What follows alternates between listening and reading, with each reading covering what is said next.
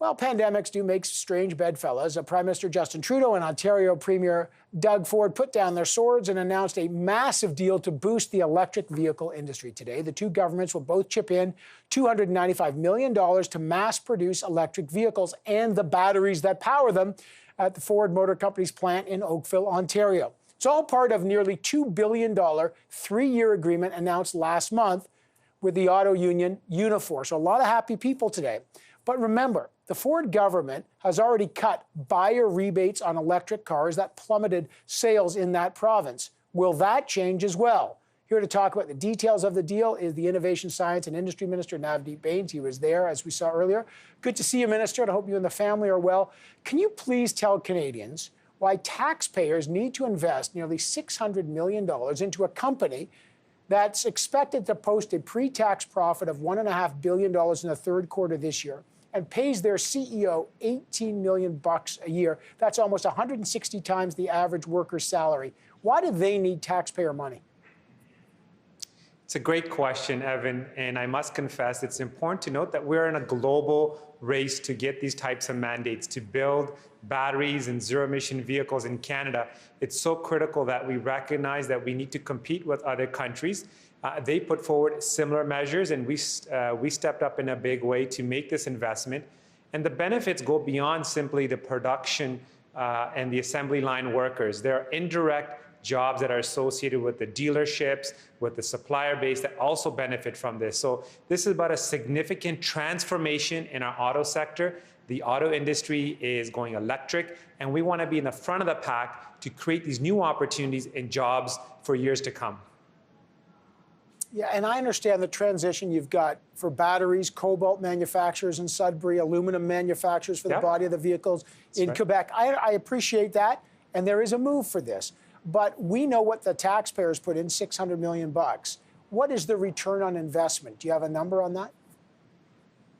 So we want to further accelerate these investments.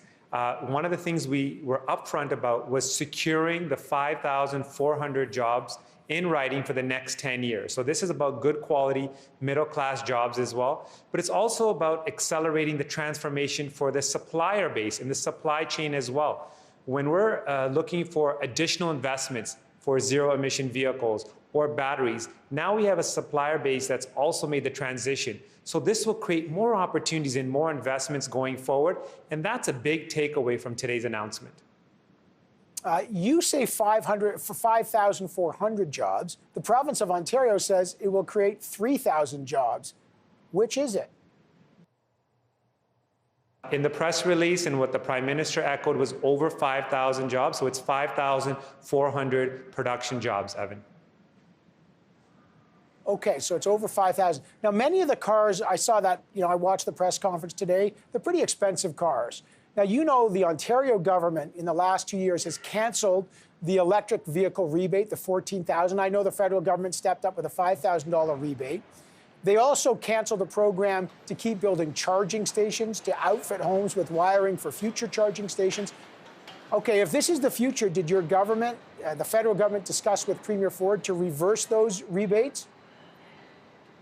Well, this definitely applies a lot of pressure on them to rethink their strategy overall. As you've indicated, there's different components to it. There's the rebate program to provide incentives for consumers. There is the infrastructure investments that's critical for the charging stations. We need to build the vehicles here, and we need to also take advantage of our Canadian competitive advantage, which is the fact that we have access to these mines and minerals that are so critical, like cobalt, like nickel, like lithium, like aluminum, as you described. So it's all about all those different aspects coming together to create new opportunities, new jobs. It's about connecting the resource sector with the manufacturing sector. And so we're really excited about this mines to mobility strategy. And I think, as you've indicated, it does apply pressure on all provinces to be able to come forward with meaningful infrastructure investments as well as rebate programs. Right. I mean, they pulled it back because, nobody was really supportive of giving rich people to buy $50,000 Teslas. I get that, but they don't have any rebate like they have right now outside of the federal one in Quebec and in British Columbia. Just last question. Yeah, if I may on that point, Evan, sorry, go ahead, Evan. Okay, go ahead. No, jump in there. Go ahead, Minister. No, the point I wanted to make was that aside from the rebates, it's important to note that the market itself is going to grow. Right now, there's 136,000 vehicles on the road, zero-emission vehicles. That number is going to increase to 13.2 million vehicles in the next 10 years. So the market opportunities are there. The consumers are going that way. The cost of producing these batteries and battery electric vehicles is starting to come down. So I'm confident that the rebate part is critical, but it's not the only factor that's going to drive growth and opportunities. No, I get that, but does that mean, okay, now that was Ford, and this was all led by Unifor, the union, negotiating a new agreement with Ford. They got that. They now are going to go to other companies like General Motors and Chrysler. Is the government now going to pop in hundreds of millions more dollars to those companies as well? Because you better believe they're going to come forward with their hands open as well. Look, we're going to evaluate each investment on its own merit. This one was very transformative. This is a $2 billion investment in Oakville, the largest such facility for zero-emission vehicles for Ford Motor Company of Canada in North America. And like I said, this is not only good for the company, but it helps the acceleration in the transition for the supply chain, which will allow us to get additional investments going forward. And so we'll work with the other automakers as well. We'll be at the table with them. We'll evaluate their business plans. But it's about securing good quality middle-class jobs, and it's about making sure that we strengthen our automotive sector, which contributes $16 billion to our national economy. And the job footprint for both direct and indirect jobs is well over 500,000 jobs. So this is an important part of our Build Back Better narrative that we've been putting forward, and we're working with the provinces to do this. Right. Let me reality check the Build Back Better narrative on the superclusters, because we had the Parliamentary Budget Officer, Yves Giroux, on yesterday, and he had a report about the supercluster program, which you've led. The government put in close to $1 billion over 5 years. You promised it would create 50,000 jobs. The Parliamentary Budget Officer said they can only account for about 2,600 or less. He says it's been underperforming. Let me show you a bit of what he said to us.